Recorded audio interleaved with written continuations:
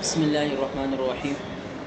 ولو قال لها أنت طالق أشد الطلاق أو كألف أو ملء البيت فهي واحدة بائنة إلا أن ينوي ثلاثا. ایک شخص نے اپنی بیوی سے کہا کہ تجھے طلاق ہے سخت ترین بڑی طلاق ہے، او کا الف یا ہزار طلاقوں کی طرح طلاق، او من البیت یا گھر بھر تجھے طلاق، فہی واحدۃ بائنہ، تو ان صورتوں میں ایک طلاق بین پڑے گی، الا ان ینوی ثلاثا، البتہ اگر وہ تین کی نیت کرے گا ان الفاظ کے ساتھ تو پھر تین طلاق واقع ہو جائیں گی.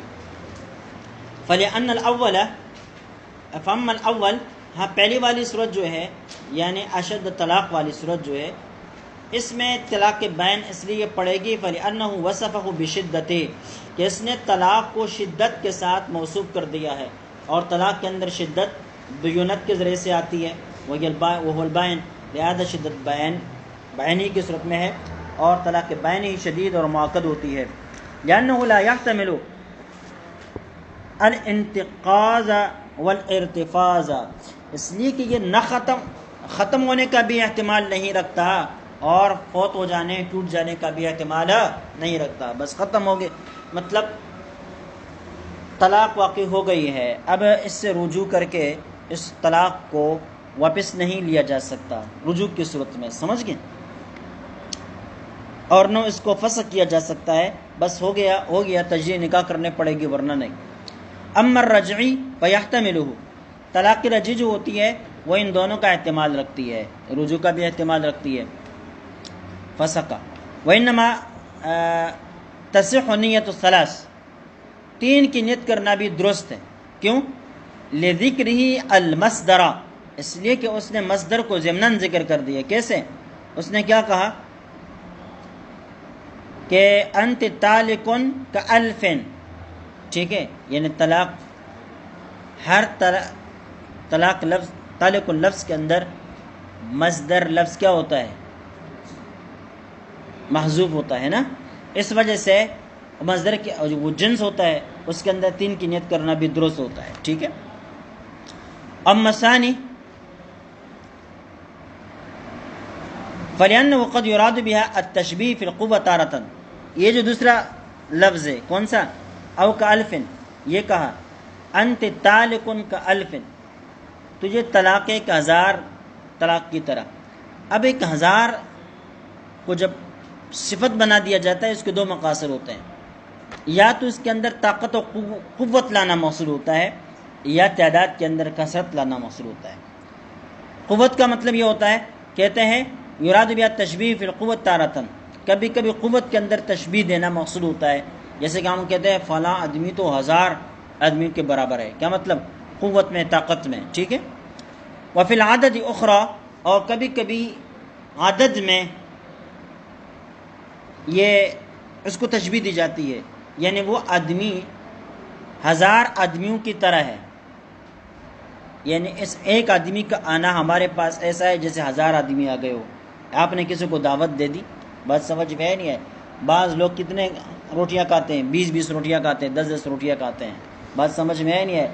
تو ایک ساتھی نے کہا بھائی کسی اور کو بھی بلا لیتے، تو تم نے جواب میں کیا کہا کہ بھائی وہ ایک ہی کافی ہے، وہ ایک ہی کافی ہے. اب بات سمجھ میں نہیں ہے. تو یہاں جو آپ نے ایک آدمی کو ہزار آدمی کو برابر قرار دے دیا یا عدد میں برابر قرار دے دیا، تو دونوں طرح استعمال ہے، کبھی کبھی قوت مراد ہوتی ہے اور کبھی کبھی عدد کے اندر تشبیہ دینا مقصود ہوتا ہے. یقال هو الف رجل ویراد به القوة، کبھی کبھی بولا جاتا ہے وہ تو ہزار آدمی ہے، مطلب ہزار آدمیوں میں جتنی طاقت ہے وہ طاقت صرف ایک آدمی میں ہے. فیصح نیت الامرین، لہذا دونوں کی نیت کرنا درست ہوگا. عدد کی نیت کرے تب بھی درست ہے، اور قوت کی نیت کرے تب بھی درست ہے. قوت کی نیت کرے تو پھر ایک ہی طلاق پڑے گی، اور اگر تین کی نیت، عدد کی نیت کرے تو پھر تین پڑیں گی، باقی لغو ہو جائیں گے. وعند فقدانها يثبت اقلهما، لیکن جب نیت نہیں ہے، یہاں نیت کے اندر دو احتمالات موجود ہیں نا بھائی، لفظ کے اندر دو احتمالات، قوت کا بھی احتمال ہے اور عدد کا بھی احتمال ہے، لیکن نیت نہ قوت کی ہے اور نہ عدد کی ہے، تو پھر اس صورت میں جو عقل ہے وہی ثابت ہوگا. عقل کیا ہے؟ ایک طلاق ہے، لہذا یثبت اقلهما ان دو میں سے جو اقل ہے وہی ثابت ہوگا۔ وان محمد، امام محمد سے مروی ہے انه یقع الصلاۃ عند عدم النیہ، نیت نہ ہونے کی صورت میں امام محمد رحمہ اللہ فرماتے ہیں کہ اس صورت میں پھر 3 طلاق پڑیں گی۔ کیوں؟ لأنہ عدد، اس لیے کہ الف عدد ہے کہ نہیں؟ عدد ہے۔ فیراد بھی التشبیہ فی العدد ظاہرا، لہذا ظاہر کو دیکھتے ہوئے ہم یہ کہیں گے کہ یا قوت میں تشبیہ نہیں ہے بلکہ یا عدد میں تشبیہ ہے۔ فصار کما اذا قال، لہذا یہ ایسا ہو گیا جیسے کہ اس نے یہ کہا ہو انت تالک کعدد الف، تو یہ طلاق ہے 1000 کے تعداد کے بقدر۔ اب بات سمجھ میں نہیں ہے، تو اس صورت میں 3 طلاق واقع ہو جاتی ہے، تو یہاں پر بھی 3 واقع ہوگی۔ اما الثالث، تیسرا قول کون سا ہے؟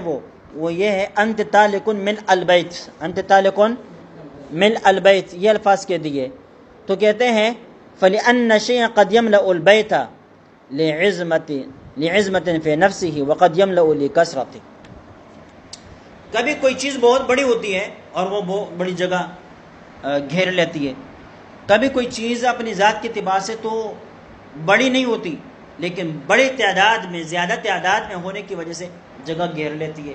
اب مثال کے طور پر دیکھیں، یہ کتاب اتنی سی جگہ گھیر لیتی ہے، ایک کتاب ہے، لیکن اس کتاب کے 1000 نسخے ایک کے بعد دیگر ایک دوسرے کے اوپر رکھو تو یہ جگہ بھر دے گی۔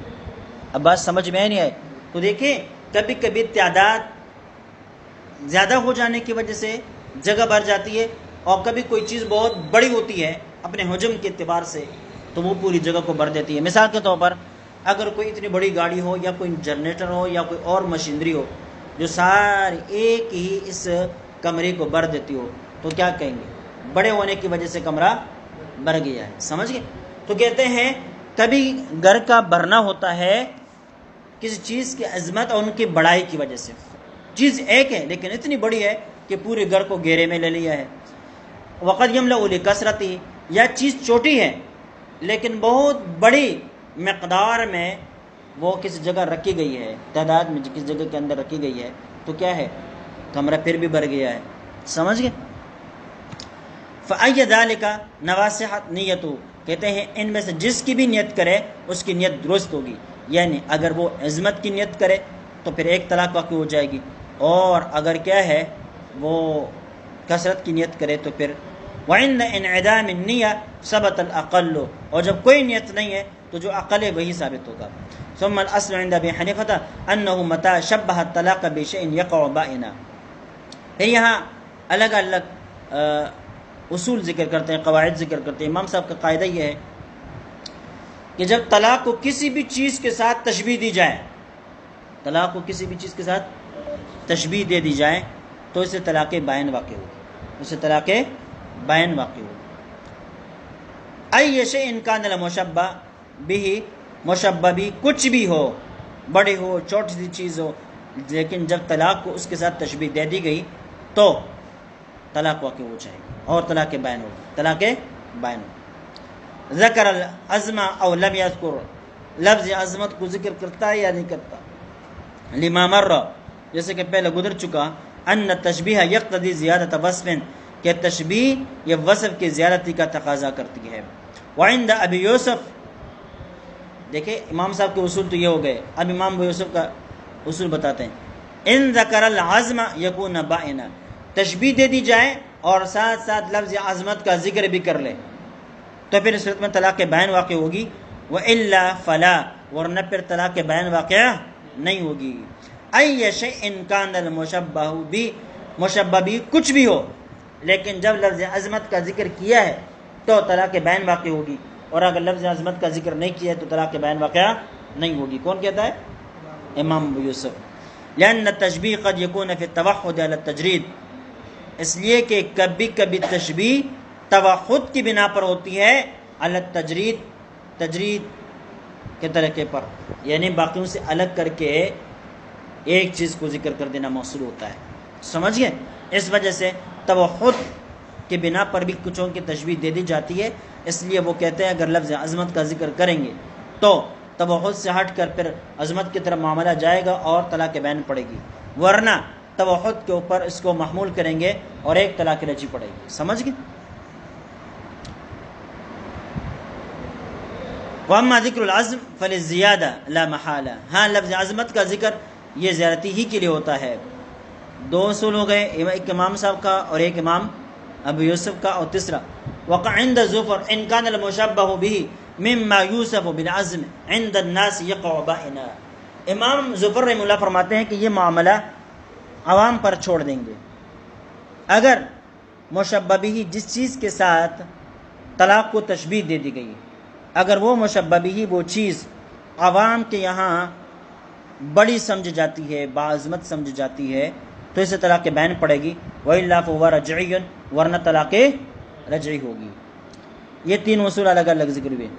اب دیکھیں، اچھا آگے، وقیل محمد مع ابی حنیفہ وقیل مع ابی یوسف، امام محمد کا کوئی تذکرہ یاد نہیں ہوا، اس کی وجہ یہ ہے کہ بعض حضرات کہتے ہیں کہ وہ امام ابو حنیفہ کے ساتھ ہیں، اور بعض حضرات کہتے ہیں کہ وہ امام ابو یوسف کے ساتھ ہیں۔ وَبَيَانُهُ فِي قَوْلِهِ مِثْلُ رَأْسِ الْإِبْرَةِ، کہتے ہیں اس مسئلے کا پورا بیان اس مسئلے کے اندر ہے۔ کس نے کہا انت طالقن مثل رأس العبرہ، تجھے طلاق ہے سوئی کے ناکے کے بقدر یا سرے کے بقدر۔ اب اس سے طلاق کون سی واقع ہوگی؟ امام صاحب کے نزدیک طلاق بین واقع ہوگی۔ کیوں؟ اس لیے کہ تشبیہ ہے، اور ان کا مسلک ہے کہ جو بھی تشبیہ پر مشتمل ہوتی ہے وہ کیا ہوتی ہے؟ طلاق بین ہوتی ہے۔ امام ابو یوسف فرماتے ہیں کہ طلاق رجعی واقع ہوگی، اس لیے کہ لفظ عزم کا یہاں پر ذکر نہیں ہے۔ امام ظفر بھی فرماتے ہیں کہ یہاں اس سے طلاق رجعی واقع ہوگی۔ کیوں؟ اس لیے کہ یہاں لوگ اس کو کوئی بڑا نہیں سمجھتے، رأس العبرہ کو کوئی لوگ بڑا نہیں سمجھتے۔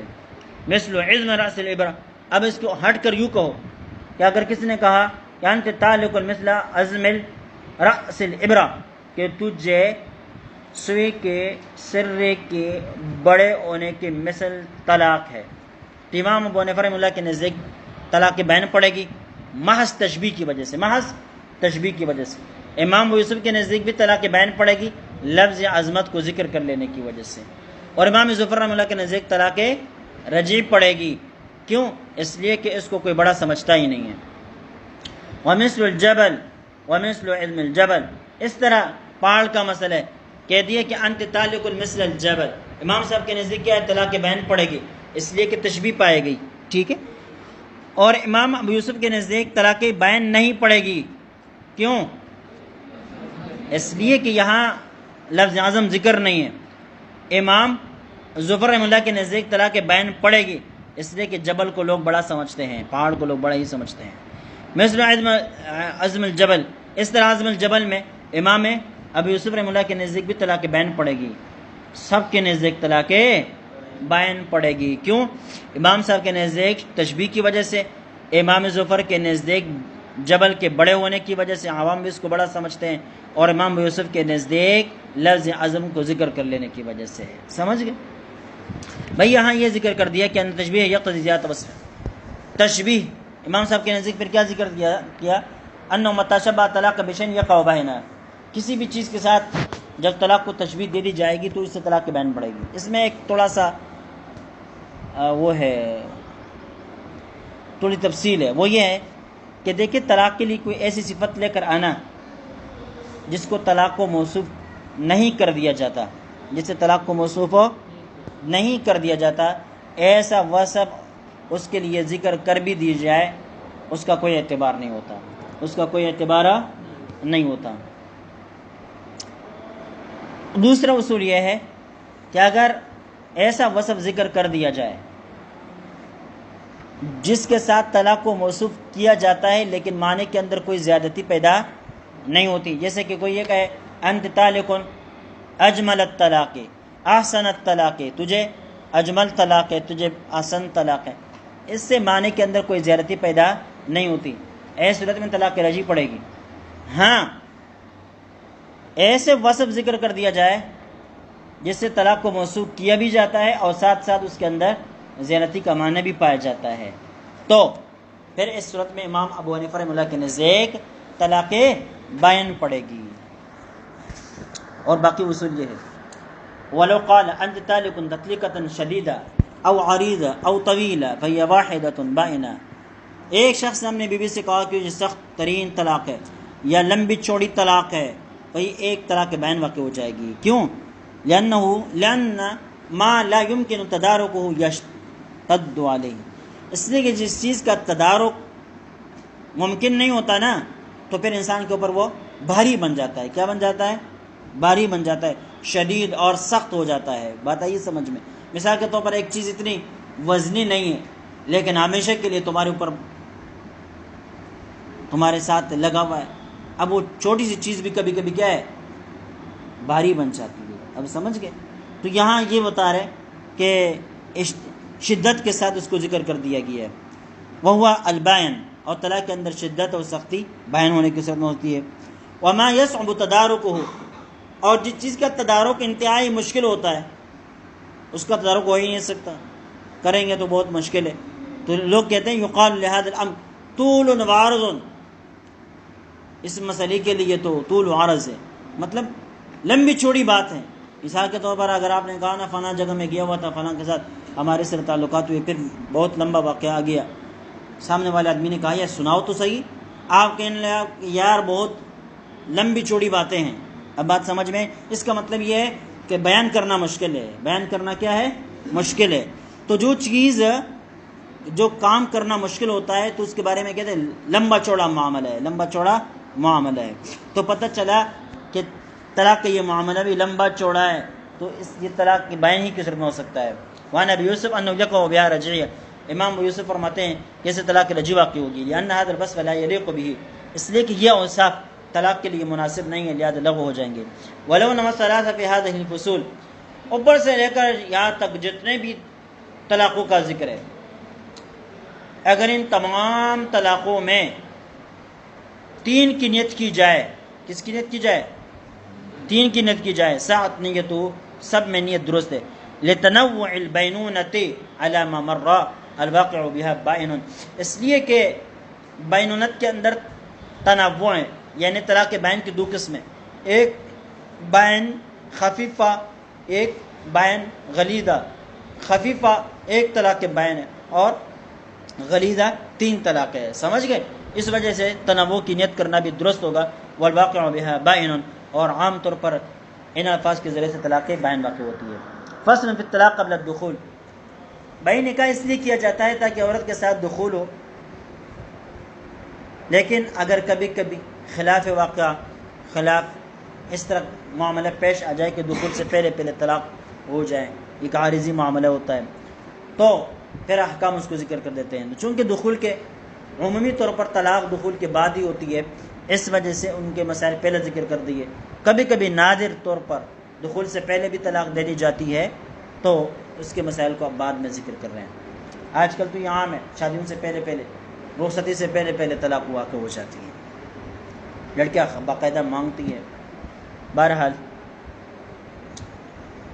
وَإِذَا طَلَّقَ الرَّجُلُ امْرَأَتَهُ ثَلَاثًا قَبْلَ الدُّخُولِ بِهَا، دخول سے پہلے پہلے اگر ایک عورت نے شوہر نے بیوی کو طلاق دے دی قبل الدخول بها، دخول سے پہلے، بقاءً علیہا، تو تینوں کے تینوں واقع ہو جائیں گے. اصول یہ ہے کہ جس عورت کے ساتھ دخول نہ ہوا ہو وہ ایک طلاق سے بھی بائنہ ہو جاتی ہے اور اس کے اوپر کوئی عدت نہیں ہوتی، اس کے اوپر کوئی عدت نہیں ہوتی. ایک مسئلہ.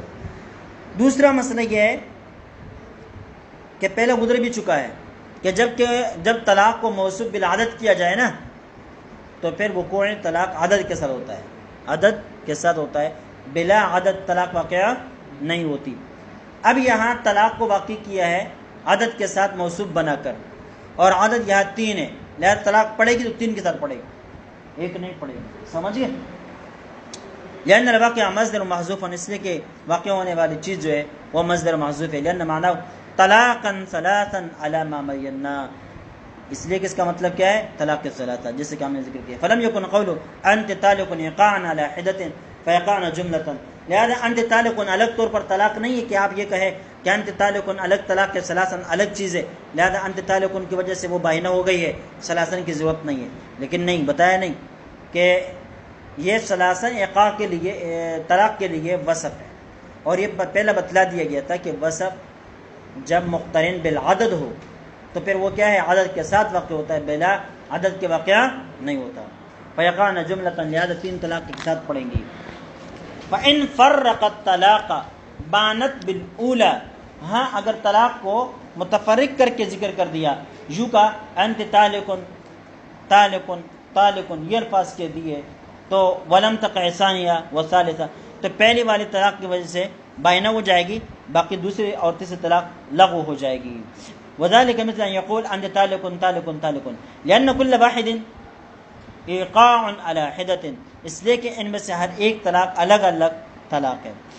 ان لم یذکر فی آخر کلامہ ما یغیر صدرہ حتی یتوقف علیہ، جب کہ کلام کے آخر میں کوئی ایسی چیز ذکر نہ کرے جو کلام کا ابتدائی حصہ متغیر کر دیں، یا حتی یتوقف علیہ، یہاں تک کہ یہ کلام کے آخری حصے کے اوپر موقوف ہو جائے. بات آئی سمجھ میں؟ آپ نے حسامی کے اندر یہ تعبیر اچھی طرح پڑھ لی ہوگی کہ تغییر کلام کیا ہوتا ہے. کلام کے اندر کوئی ایسی چیز ذکر کر دینا کہ جس کے ساتھ کلام کا ابتدائی حصہ متغیر ہو جاتا ہے، تو اس کو کیا کہتے ہیں؟ واصف یا وغیرہ ذکر کر دیتے، شرط وغیرہ ہو گئی، جیسے کہ انت طالقن طالقن طالقن ان دخلت الدار. اب ان دخلت الدار نے کلام کے ابتدائی حصہ بھی کیا کر دیا؟ مشروط بشرط کر دیا، اور اس کو اپنے مطلق حکم سے پھیر کر شرط کی طرف لے کر آ گیا. فتقع الاولی فی الحال فتصادف الثانیہ وہی مبانہ، کہتے ہیں یہاں پہلی طلاق تو پڑ گئی کیونکہ شرط وغیرہ ذکر نہیں ہے آخر میں، اور دوسری طلاق عورت کو ملی اس حال میں کہ وہ بائنہ تھی، تو وہ دوسری طلاق تیسری طلاق لغو ہو جائے گی کیونکہ وہ پہلے سے بائنہ ہو چکی ہے، اور بائنہ کو پھر طلاق نہیں دی جا سکتی. وَقَذَا إِذَا قَالَ لَهَا أَنْتِ طَالِقٌ وَاحِدَةٌ وَوَاحِدَةٌ وَقَعَتْ وَاحِدَةٌ لِمَا ذَكَرْنَا أَنَّهَا بَانَتْ بِالْأُولَى، اس طرح اگر شوہر نے بیوی سے کہا کہ تجھے ایک طلاق اور ایک ہے تو ایک طلاق پڑے گی، اس لیے کہ پہلے والی طلاق کی وجہ سے وہ بائنہ ہو چکی، دوسری کی جگہ باقی نہیں ہے. وَلَوْ قَالَ لَهَا أَنْتِ طَالِقٌ وَاحِدَةً فَمَاتَتْ قَبْلَ قَوْلِهِ وَاحِدَةً كَانَ بَاطِلًا، ایک شخص نے اپنی بیوی سے کہا انت طالقن، اب لفظ واحدہ نہیں کہا تھا کہ اس سے پہلے بیوی مر گئی، کان باطلا، تب طلاق واقع نہیں ہوگی، یہ طلاق باطل ہو جائے گی. کیوں؟ لأنه قرن الوصف بالعدد، اصول میں نے بتلا دیا تھا کہ جب وصف مقترن بالعدد ہو تو پھر عدد کے ساتھ واقع ہوتا ہے. عدد کا اعتبار ہو سکتا ہو تو ٹھیک ہے، نہیں ہو سکتا تو یہ خود بخود یہ بھی ختم ہو جائے گا. یہ بھی کیا ہوگا؟ یہاں لفظ واحد کے ساتھ طلاق دی ہے، اور لفظ واحد جب بول رہا تھا اس وقت عورت محل نہیں رہی تھی، لہذا وہ طلاق بھی واقع نہیں ہوگی. فکان الواقع والعدد، تو واقع ہونے والی چیز وہ عدد ہے. فاذا ماتت قبل ذکر العدد فات المحل قبل الايقاع، لہذا جب عورت مر گئی اس عدد کو ذکر کرنے سے پہلے تو محل فوت ہو گیا قبل الايقاع، طلاق واقع کرنے سے پہلے. فبطل، لہذا کیا ہو گیا؟ باطل ہو گیا، یعنی طلاق باطل ہو گئی. وَكَذَا إِذَا قَالَ أَنْتِ طَالِقٌ سِنْتَيْنِ أَوْ ثَلَاثًا، اس طرح اگر کسی نے اپنی بیوی سے کہا أَنْتِ طَالِقٌ سِنْتَيْنِ أَوْ ثَلَاثًا، اور اب سنتین کا لفظ نہیں بولا تھا، ثلاثاً کا لفظ نہیں بولا تھا کہ اس سے پہلے بیوی مر گئی، تو کچھ بھی واقع نہیں ہوگا. وَهَذِهِ تُجَانِسُ مَا قَبْلَهَا مِنْ حَيْثُ الْمَعْنَى، کہتے یہ جو مسئلہ ہے یہ پہلے والے مسئلے کا ہم جنس ہے، یعنی ظاہر کے اعتبار سے، حکم کے اعتبار سے دونوں الگ الگ ہے، دونوں الگ الگ ہے. سمجھ گئے؟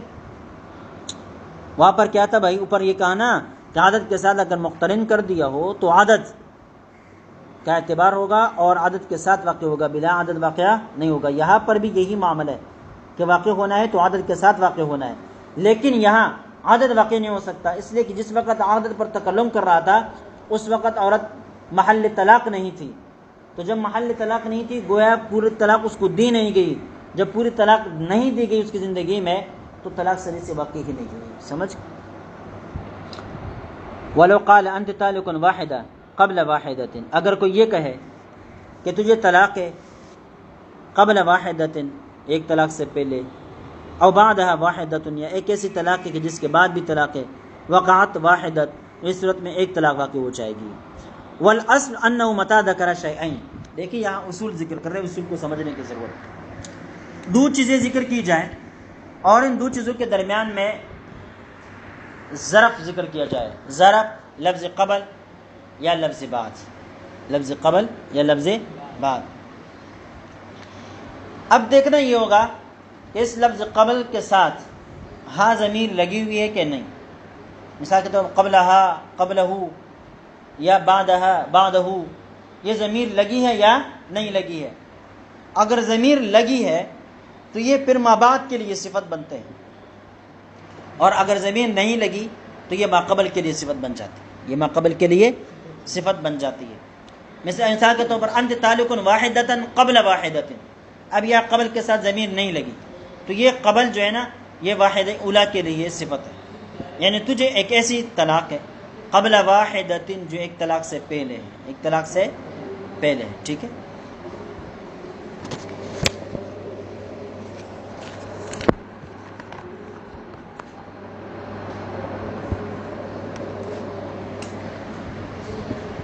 تو یہاں کیا ہوگا؟ ایک طلاق واقع ہوگی، اس لیے کہ ایک طلاق یہ غیر مدخول بہا ہے، ایک طلاق سے وہ بائنہ ہو گئی، دوسری طلاق کی ضرورت نہیں۔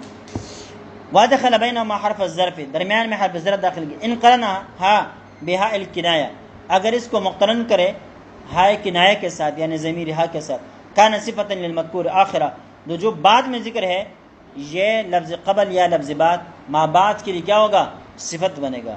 کقولی جاءنی زید قبلہ عامر، زید میرے پاس آیا اس سے پہلے عمر آیا، تو یہ قبلہ یا عمر کے لیے یہ صفت ہے۔ اس کا مطلب یہ ہوگا کہ عمر کی آمد زید سے پہلے ہے، اگرچہ عمر کا ذکر زید کے بعد ہے لیکن آنا عمر کا زید سے پہلے ہے، اس لیے کہ قبل ہو کی جو ضمیر ہے نا یہ بتا رہی ہے اس صورت میں یہ لفظ قبل یہ عمر کے لیے صفت بنا ہے، یہ قبلیت عمر کی صفت ہے، یعنی پہلی آمد یا عمر کے لیے ثابت ہے۔ وَإِن لَمْ يَقْرِنَا بِهَا الْكِنَایَہ، اگر ہائی ضمیر نہ لگائے جائے کان صفۃ للمذکور اولا، تو ایسی صورت میں جو لفظ پہلا ذکر ہے یہ اسی کے لیے صفت واقع ہوگا۔ کقولہ جاءنی زید قبل عمر، جس زید میرے پاس آیا عمر سے پہلے، مطلب زید پہلے آیا عمر بعد میں آیا، زید پہلے آیا عمر بعد میں آیا، تو یہاں قبلیہ جو صفت ہے زید کے لیے۔ وإيقاع الطلاق فی الماضی ایقاع فی الحال، ایک قاعدہ یہ ہو گیا۔ دوسرا قاعدہ یہ سمجھے کہ ایقاع فی الماضی ایقاع فی الحال ہوا کرتا ہے۔ مثال کے طور پر اگر کوئی شخص اپنی بیوی سے کہتا ہے کہ تجھے 3 مہینے پہلے طلاق، تجھے 3 مہینے پہلے طلاق نہیں پڑے گی، ابھی پڑے گی، تجھے کل طلاق گزشتہ، تجھے 2 دن پہلے کی طلاق، تو وہ نہیں پڑیں گی، اب پڑیں گی۔ اب سمجھ گئے؟ اب یہاں یہ کہہ دیا وقاع الطلاق فی الماضی ایقاع فی الحال، فی الحال ماضی کے اندر طلاق واقع کرنا، حالاً طلاق واقع کرنا ہے، لأن الاسناد لیس فی وسعہ، اس لیے کل کی طرف ماضی کی طرف طلاق کو منسوخ کرنا اس کی قدرت میں ہی نہیں ہے۔ فالقبلیۃ فی قول انت طالق واحدہ قبل واحدۃ صفۃ للأولی، لہذا انت طالق واحدۃ قبل واحدۃ میں لفظ قبل یہ صفت بنے گا پہلے والے قول کے لیے۔ فتبین بالاولی، لہذا عورت پہلے والی طلاق کی وجہ سے بائنہ بنے گی۔ فلا تقع ثانیہ، جب پہلی والی طلاق سے وہ بائنہ ہو گئی تو دوسرے کے لیے یہ جگہ باقی نہیں ہے۔ والبعدیۃ فی قول، اس طرح بعدیت بعدها واحدۃ صفۃ للأخیرہ، بعد انت طالق، بعدها انت طالق واحدہ، بعدها واحدہ، بعدها واحدہ، تجھے ایک ایسی طلاق ہے کہ اس ایک طلاق کے بعد دوسری طلاق، اس ایک طلاق کے بعد دوسری طلاق، ایسی صورت میں کیا ہوگا؟ یہ بعدہا جو ہے نا یہ بعد والے کے لیے صفت ہوگا، بعدہا بعد والے کے لیے صفت ہوگا۔ فحسرت الابانۃ بالاولی، لہذا پہلی والی طلاق کی وجہ سے وہ بائنہ ہو چکی، تو بعدہا واحدۃ جو اس کے مابعد طلاق ہے اس کے لیے جگہ باقی نہیں رہی۔ اچھا، ولو قال انت طالق واحدہ قبل واحدہ تقع سنتان، تجھے طلاق ہے ایسی طلاق ہے اس سے پہلے بھی ایک طلاق ہے، تو یہ قبلہ بعد والے کے لیے صفت ہے، یعنی تجھے جو طلاق دے رہا ہوں اس طلاق سے پہلے بھی میں طلاق دے چکا ہوں، اس سے پہلے بھی تجھے طلاق ہے، تو کیا ہوگا تقع سنتان، دو طلاق واقع ہو جائیں گی. کیوں؟ لأن القبلیت صفت لسانیہ، اس لیے کہ یہاں جو قبلیت ہے نا وہ ثانی کی صفت ہے. لاتصالها بحرف الکنایہ، اس لیے کہ یہاں پر حرف کنایہ ساتھ لگا ہوا ہے. فاقتضى ایقاعها فی الماضی وایقاع الاولی فی الحال، تو پہلے والی جو طلاق ہے فی الحال واقع ہونے والی ہے، اور یہ کیا ہے قبلها واحدۃ، یہ اس سے پہلے طلاق واقع کرتی ہے. کیا کرتی ہے؟ تقاضا کرتی ہے کہ اس سے پہلے طلاق واقع ہو، اور پہلے طلاق ہو ہی نہیں سکتی. اس لیے ہم نے ابھی قاعدہ ذکر کیا کہ ایقاع فی الماضی ایقاع فی الحال، کہ پہلے جو طلاق دی ہے، پہلے کی طرف جو طلاق کی نسبت کی ہے وہ پہلے واقع نہیں ہوئی، ابھی واقع ہوئی، لہٰذا دو طلاق ایک ساتھ واقع ہو گئی. اس وجہ سے کہتے ہیں دو طلاق واقع ہو جائیں گی. غیر ان الايقاع فی الماضی ایقاع فی الحال اور ایضا، کہ ماضی کے اندر طلاق کو واقع کرنا ایسا ہے، حال کے اندر طلاق واقع کرنا ہے. فتقترنان، لہذا دونوں ساتھ ملیں گے. فتقعان، اور اس وجہ سے کیا ہو جائیں گی؟ فتقعان، دونوں واقع ہو جائیں گی. ایک لکیر پڑھتے بس. وقضا اذا قال عند تعلق واحدہ بعد واحدۃ تقع سنتان، دونوں واقع ہوں گی. لان البعدیۃ صفت للاولى، اس لیے کہ اس صورت میں بعدیت پہلے والے کی صفت ہے. فاقتضى ایقاع الواحدہ فی الحال، تو یہ تقاضا کرتا ہے کہ فی الحال ایک طلاق واقع ہو، وایقاع الاخرى قبل هذه، اور ایک طلاق اس سے پہلے واقع ہو. تو اس سے پہلے تو واقع ہوتی نہیں، تو ایقاع فی الماضی ایقاع فی الحال فتقترنان، لہذا یہاں پر بھی دونوں ایک ساتھ پڑھیں گی اور دونوں طلاق واقع ہو جائیں گے. چلیے